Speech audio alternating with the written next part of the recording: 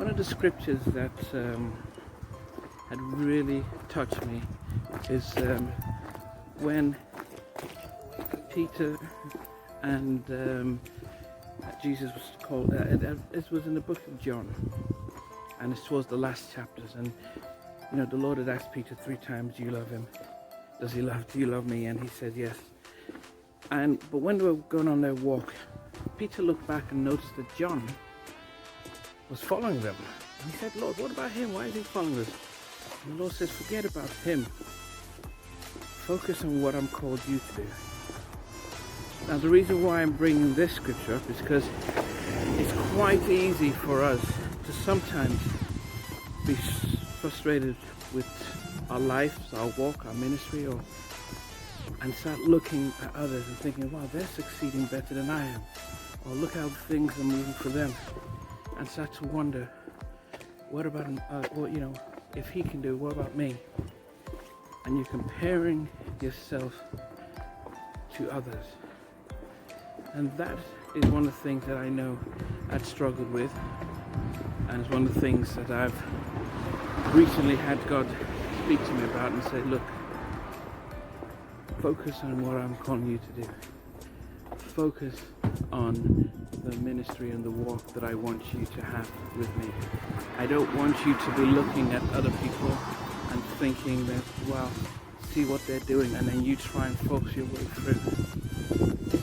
Ultimately, the kingdom, the work that you do and your walk is for God, not for yourself. It's to glorify God. It is your form of worship. And I've really been blessed by a number of people that have been, especially over this past week, who I've interviewed on my halftime chat. And it was almost as if I'm hearing God speak through them, listening to their story about how they worship God by being obedient, seeking to glorify Him in no matter what they do. So that is what's happening with me. God has really been faithful by, how He even just demonstrated that. Once I acknowledged, I said, "Yes, Lord, you know what? I listen, I obey, and I accept what I need to do."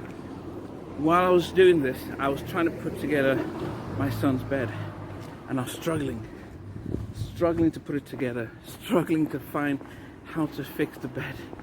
And the moment I said in my heart that, "Yes, Lord, I accept what you've asked me to do, I acknowledge my mistakes, I acknowledge what I need to be doing right," the moment I did that, all of a sudden, I realized the bed was the wrong way around, and I turned it around and it was smooth.